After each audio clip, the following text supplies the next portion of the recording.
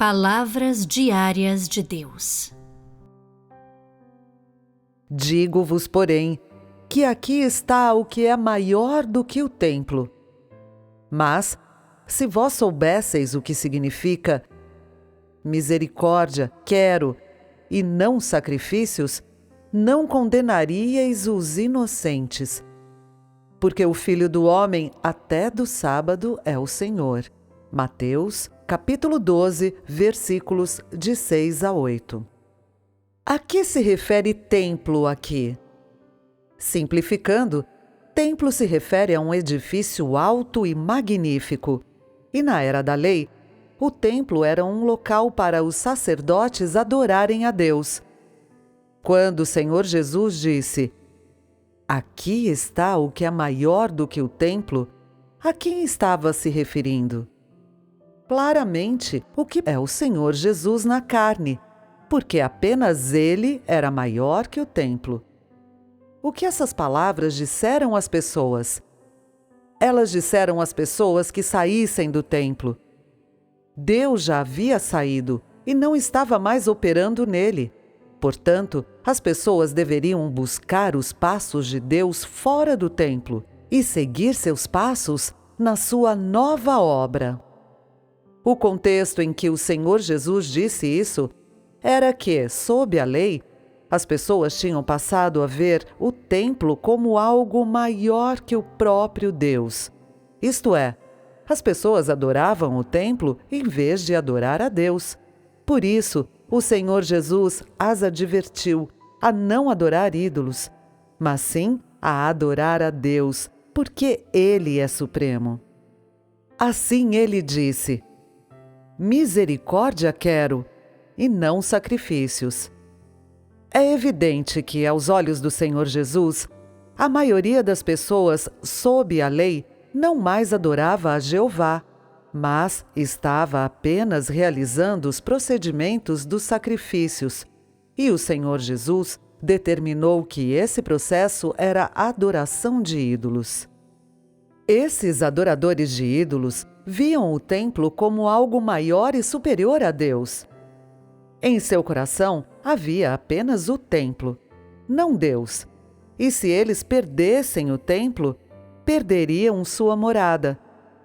Sem o templo, eles não teriam onde adorar e não poderiam realizar seus sacrifícios. Sua suposta morada é onde eles agiam sob o pretexto de adorar a Jeová Deus, permitindo-lhes permanecer no templo e tratar dos seus próprios assuntos. A suposta realização dos sacrifícios servia apenas para levar a cabo suas próprias transações vergonhosas, sob o disfarce de prestar seu serviço no templo. Foi por essa razão que as pessoas daquela época viam o templo como maior que Deus, porque elas usavam o templo como disfarce e os sacrifícios como pretexto para enganar as pessoas e enganar a Deus. O Senhor Jesus disse isso para alertá-las. Se vocês aplicarem essas palavras ao presente, elas são igualmente válidas e igualmente pertinentes. Embora as pessoas de hoje tenham experimentado obras de Deus diferentes das experimentadas pelas pessoas na era da lei, a essência da sua natureza é a mesma.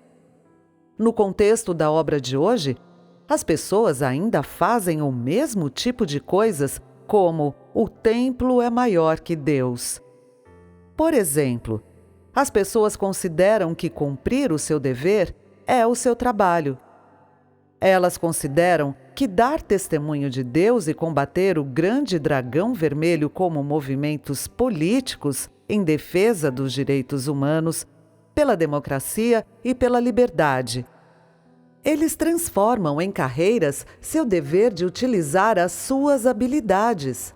Porém, consideram que temer a Deus e evitar o mal não passam de instâncias de doutrina religiosa para se observar. E assim por diante. Não são essas expressões por parte dos humanos essencialmente o mesmo que o templo é maior que Deus? exceto que 2000 anos atrás as pessoas tratavam dos seus negócios pessoais no templo físico, mas hoje tratam dos seus negócios pessoais em templos intangíveis. Os que valorizam as regras veem as regras como maiores que Deus. Os que amam o status veem o status como maior que Deus. Os que amam sua carreira veem a carreira como maior que Deus. E assim por diante.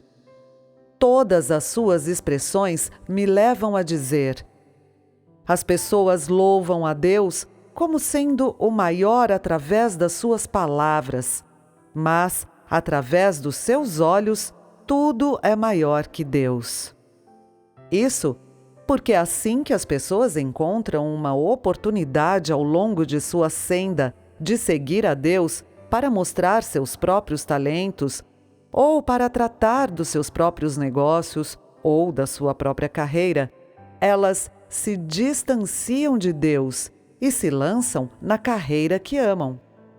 Quanto àquilo que Deus lhes confiou e à sua vontade, essas coisas já foram descartadas há muito tempo.